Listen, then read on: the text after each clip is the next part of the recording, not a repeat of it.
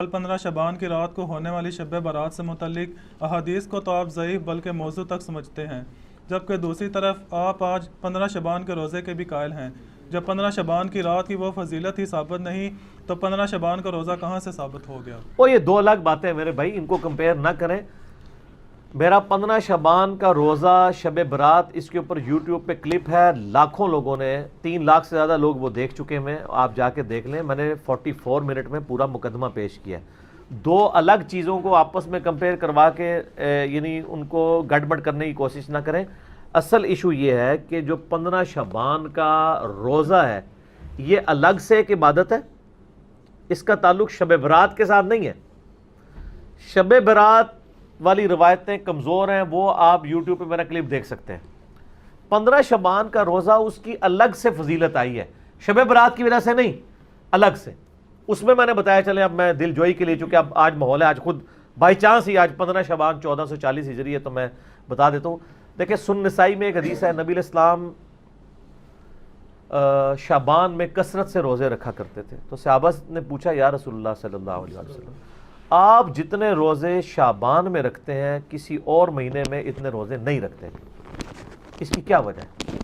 آپ صلی اللہ علیہ وآلہ وسلم نے فرمایا کہ یہ وہ مہینہ ہے کہ جس مہینے میں نامہ اعمال اللہ تعالیٰ کے حضور پیش ہوتے ہیں، اور میری یہ خواہش ہے کہ جب میرا نامہ اعمال اللہ کے حضور پیش ہو تو میں اس وقت روزے کی حالت میں ہوں شعبان میں۔ اس لیے میں کثرت سے روزے رکھتا ہوں کہ شعبان میں نامہ اعمال اللہ تعالیٰ کی بارگاہ میں پیش ہوتے ہیں۔ میری خواہش ہے کہ جب میرا نامہ اعمال اللہ تعالیٰ کی بارگاہ میں پیش ہو تو میں روزے کی حالت میں ہوں۔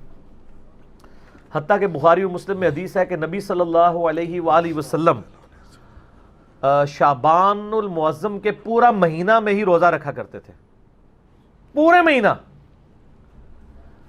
ایک حدیث میں بخاری مسلم کی آتی ہے کہ اما عائشہ سلام اللہ علیہا کہتی ہے کہ نبی علیہ السلام شعبان میں کثرت سے روزے رکھتے تھے، اور ایک حدیث صحیح مسلم کی آتی ہے کہ پورا مہینہ ہی روزہ رکھتے تھے۔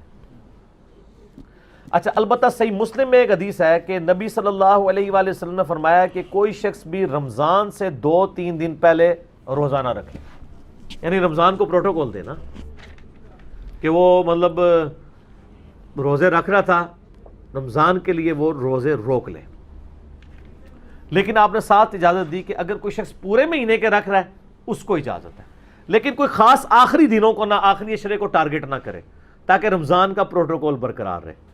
جس طرح کہ صحیح مسلم میں حدیث ہے کہ نبی صلی اللہ علیہ وآلہ وسلم جس جگہ پہ آپ نے فرض نماز پڑھی ہے نا، وہاں پر نفلی نماز پڑھنے سے یعنی ترغیب دلاتے تھے کہ نفل کو اس سے ہٹ کے پڑھا جائے تاکہ فرض کا پروٹوکول اپنی جگہ رہے۔ تو ایک حدیث ہے بخاری اور مسلم میں کہ ایک صحابی کہتے ہیں کہ مجھ سے نبی صلی اللہ علیہ وآلہ وسلم نے فرمایا، کیا تم نے سرر شعبان کا روزہ رکھا ہے؟ تو انہوں نے کہا نہیں یا رسول اللہ۔ تو آپ نے فرمایا اب جب شعبان کا مہینہ گزر جائے، رمضان بھی گزر جائے، تو شوال کے مہینے میں تم 2 روزے رکھ لینا۔ تو یہ سرر شعبان کیا ہے؟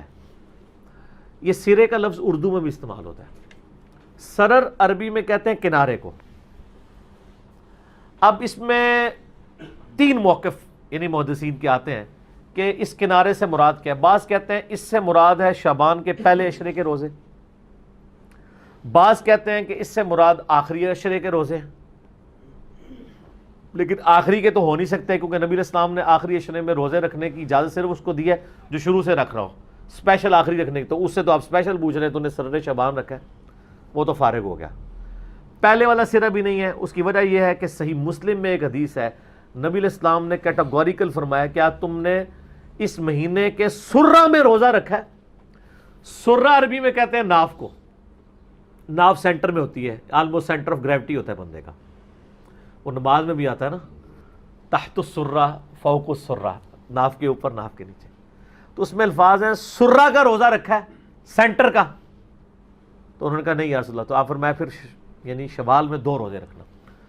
تو سرہ جو ہے نا جی وہ 15 ہی بنتی ہے سینٹر میں، اور ویسے عمومی سنت بھی ہے، بخاری و مسلم میں یہ حدیث موجود ہے کہ نبی علیہ السلام فرمایا جو مہینے میں 3 روزے رکھ لے وہ گویا ایسا ہے کہ روزانہ روزہ رکھنے والا ہے۔ اور بخاری مسلم میں یہ بھی حدیث موجود ہے کہ نبی صلی اللہ علیہ وآلہ وسلم مہینے میں 3 روزے رکھا کرتے تھے. اور سنن نسائی کے اندر ابو داؤد میں حدیث موجود ہے کہ آپ صلی اللہ علیہ وآلہ وسلم چاند کی 13، 14 اور 15 ہر مہینے کی روزہ رکھا کرتے تھے. تو اس میں 15 شعبان تو ویسے ہی آ جاتا ہے. 15 شعبان سے کون سی چیڑ ہے؟ 13، 14، 15 ان کو ایام بیز کہتے ہیں. ایام بیز وہ ہوتے ہیں جس میں خوب چاند روشن ہوتا ہے، یعنی گول ہوتا ہے، خوب چاند روشن ہوتا ہے 3 دنوں میں، 13، 14 اور 15. اور بخاری مسلم میں حدیث ہے جو ایام 20 کے روزے رکھتا ہے یا مہینے میں 3 روزے، اس کے علاوہ بھی 3 کی گنتی ایک مہینے میں پوری کر دے، اللہ تعالیٰ اسے پورے سال کے روزوں کا ثواب دیتا ہے. اور اس سے بھی آسان میرے جیسے لوگوں کے لیے وہ صحیح مسلم میں حدیث ہے، ابو داؤد میں، ترمذی میں، نسائی میں، ابن ماجہ میں، یہ 6 اہل سنت کی کتابوں میں بخاری کو چھوڑ کے باقی 5 کتابوں میں حدیث ہے جس نے رمضان کے مہینے کے روزے سارے رکھے، اس کے بعد شوال کے 6 روزے رکھ لیے، اسے پورے سال کے روزوں کا ثواب. کتنا آسان ہے. اس میں یہ ضروری نہیں کہ فوراً بعد شروع کرنے ہیں، پورے مہینے میں کسی بھی وقت رکھ لیں، کسی بھی وقت شروع کریں، ٹکڑوں کی فارم میں رکھ لیں، اکٹھے رکھ لیں. ویسے اکٹھے رکھنا ذرا آسان ہو جاتا ہے، رمضان کی روٹین بنی ہوتی ہے، تو میری تو کوشش ہوتی ہے کہ عید کے اگلے دن ہی شروع کر دیں، کیونکہ میدا بھی عادی ہوا ہوتا ہے، اس وقت 6 روزوں کا پتہ نہیں چلتا. آپ تھوڑا سا وقفہ ڈال لینا میدے کو، پھر قابو نہیں آتا.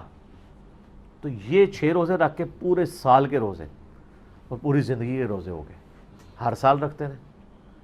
تو یہ اللہ نے آسانیاں رکھی ہیں. صحیح مسلم میں حدیث ہے نبی صلی اللہ علیہ وآلہ وسلم ایک دفعہ فجر کی نماز پڑھ کے، ویسے تو عموماً آپ اشراق کے بعد ہی آتے تھے، ایک دن جلدی آئے اور پھر آپ نے کہیں جانا تھا، چلے گئے، تو کافی سورج بلند ہوا تو آپ واپس آئے. تو آپ نے اپنی بیوی سیدہ جویریہ کو دیکھا کہ مصلی پہ بیٹھی ہیں. آپ فرمایا تم صبح سے ابھی تک مصلی پہ بیٹھی ذکر اور اذکار کر رہی ہو؟ یا رسول اللہ. آپ فرمایا تم صبح سے بیٹھی ہو نا، اور میں نے ابھی آ کے 4 کلمات 3 دفعہ پڑھے اور تم سے زیادہ ثواب مجھے مل گیا. یا رسول اللہ مجھے بھی سکھا دے. آپ فرمایا سبحان اللہ وبحمدہ عدد خلقہ ورضا نفسہ وزنۃ عرشہ ومداد کلماتہ. سبحان اللہ وبحمدہ، یہ تو اکٹھا ہو گیا نا ایک. عدد خلقہ، اس کی یعنی اللہ کی تعریف اس کی جو مخلوق ہے اس کی تعداد کے برابر، ورضا نفسہ اور اس کی رضا کے برابر، وزنۃ عرشہ اور اس کے عرش کے وزن کے برابر، ومداد کلماتی اور اس کے کلمات کی تعداد کے برابر.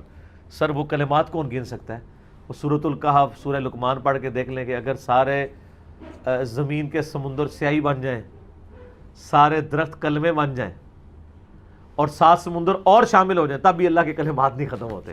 تو اس میں وہی تو کہا کہ ومداد کلماتی، اللہ کے کلمات کے برابر. تو یہ 3 دفعہ پڑھنا ہے، ہم نے صبح شام کے اذکار میں ڈالا ہوا ہے، تو آپ کو وہ ثواب مل جائے گا. تو یعنی اس حوالے سے 15 شعبان کا روزہ ہے، اس کو شب رات کا روزے سے نہ اٹیچ کریں، وہ میرا آپ کلپ دیکھ لیں. 15 شعبان کا روزہ، شب برات، تو انشاءاللہ آپ کے سامنے حقائق کھل کے سامنے آ جائیں گے انشاءاللہ تعالی. ٹھیک ہو گیا جی؟